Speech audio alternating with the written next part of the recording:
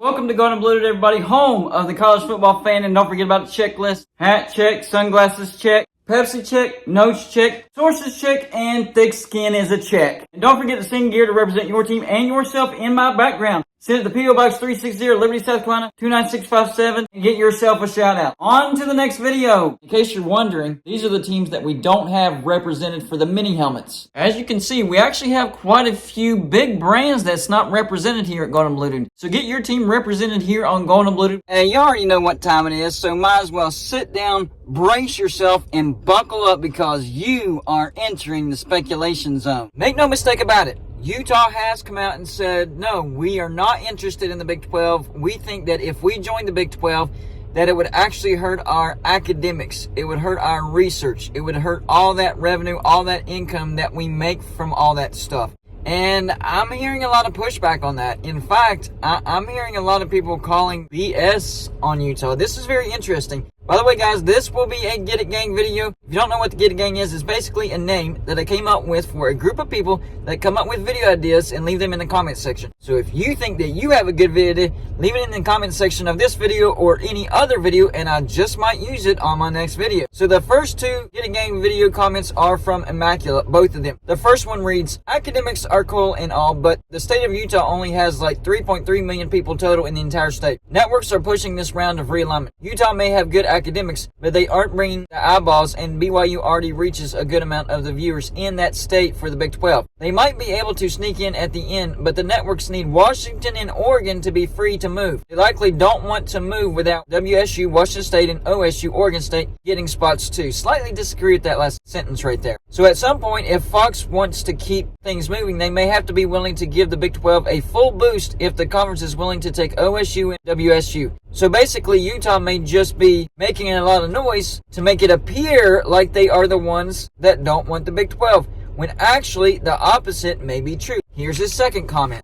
I commented on the last video about the Utah president being oh so vocal, maybe that they actually were turned down due to the low population of Utah and BYU already being in the Big 12. For the networks, the more important move is to break the PAC and to make sure Washington and Oregon can be free to move to the Big 10. Fox, NBC, and CBS would all want them. Arizona and Arizona State could have possibly been the first to go in order to break the PAC, as that would have served everyone's interest. For whatever reason, that doesn't seem to be happening though. So if they aren't going to make the next move, then I definitely could see the attention shift to WSU and OSU to preemptively take an opportunity out of fear of being left behind later on after others leave. And I made a video on that as well. Utah and Arizona State turning down the Big 12 could open up 2 spots for Washington State and Oregon State, and I talked about both of those schools' value when it comes to the Big 12. Sammy Valina says, wasn't Utah a G5 school not too long ago? Seems awfully haughty for a school that was only recently removed for such a G5 fate. Vernon Sheldon Witter responded to Sammy Valina with this. They have been a member of the PAC since 2011 and were promoted the same year, so it has been only 12 years. They got an AAU membership in 2019, just 4 years ago.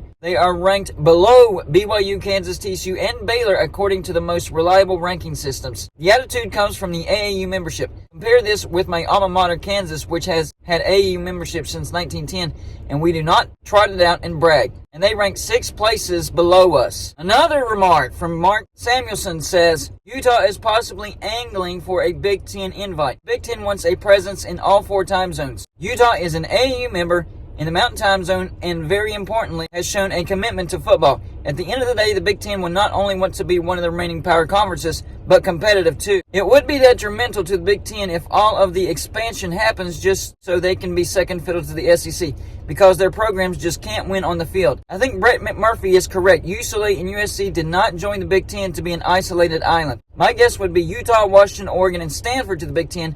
The Bay Area is not college football country. Stanford is more than enough to have a presence in that part of California and access to the East Bay's talented high school and JUCO players. At least in LA, when UCLA and USC are winning, they sell out their stadiums and people gain interest. Cal can go undefeated, but I cannot see San Francisco, Oakland, and San Jose carrying the way LA would about USC going undefeated. Since Cal has debt in the hundreds of millions of dollars, they will most likely be told by the California Board of Regents to swallow their pride, issue a statement about the need to open dialogue with others they may disagree with and join the Big 12. I think Memorial Stadium renovations alone were $400 million. Politics are important, but someone will have to pay that bill. Brett Yormark can get a piece, albeit small, of the California market. I agree with most of that statement except for that last part about Cal joining the Big 12. I don't think that ever happens.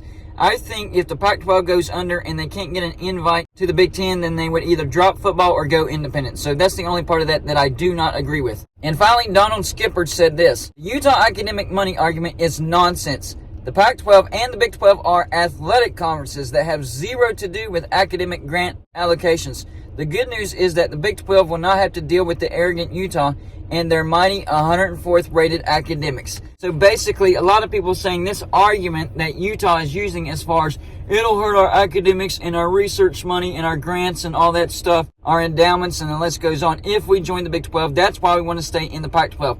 And a lot of people are saying that has nothing to do with anything. If Utah went to the Big 12, they could take all their money and keep all their money and they wouldn't lose any money. In other words, a lot of people think that an association with Stanford and Cal drives that money, and if you lose that association and go to the Big 12 who doesn't have Stanford and Cal and has no chance of getting Stanford and Cal, then your research money, your allocations, your grant money, your endowment, all that stuff goes down the drain. I'm hearing two sides of this story, and I'm interested to know which side is actually correct, because I don't know much about the Pac-12 as far as, being a member of the Pac-12. Does it actually help you?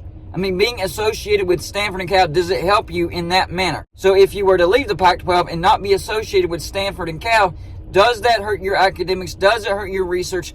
Does it hurt your endowments? Does it hurt all that revenue that's non-athletics? Because that one commenter is correct. These conferences really aren't academic conferences. They're athletic conferences. Universities themselves, they can be academic universities. And a lot of people think that because you have a bunch of academic universities together, that makes the conference itself an academic conference. It's really two separate things. So I would agree. I don't think that Utah leaving the Pac-12, going to the Big 12 would actually hurt them in the areas that they have claimed.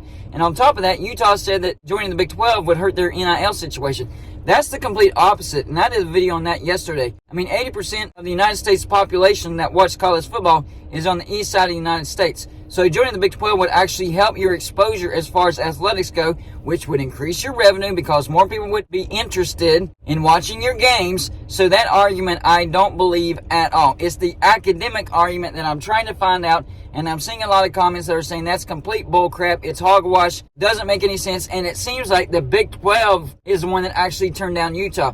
And remember the comment that I posted in several videos about our favorite college football conspiracy theorists and saying that the Big 12 is not interested in Utah, and Utah is very low on the radar of the Big 12. The Big 12 is targeting Arizona and Colorado. So is Utah saying all this stuff to disguise the fact that the Big 12 really isn't interested in them and that they're making the choice to stay in the Pac-12 instead of the Big 12 is making the choice to not invite Utah? Two different sides of this situation. So I look forward to hearing from Pac-12 fans / Utah fans. I'm also interested in hearing the other side of the story as well, because I don't know which side is true. I really don't. And I'm not trying to bash either side. I'm just trying to figure out what's going on here. Does it really hurt a university if they're high on academics if they leave the Pac-12 and go to the Big 12 who doesn't focus on academics? That's my main question right there. So y'all know in the comment section, number one, do you think Utah is turning down the Big 12? Or do you think the Big 12 is turning down Utah? Number two, do you think if Utah were to leave the Pac-12 for the Big 12 that it would hurt their academics, their endowments, their research money, their grants, all that stuff? And number three, when it's all said and done, do you think Utah remains in the Pac-12, or do you think they eventually end up in the Big 12? That's all I got for this show. Like and subscribe if you haven't already, and I'll see you on my next show.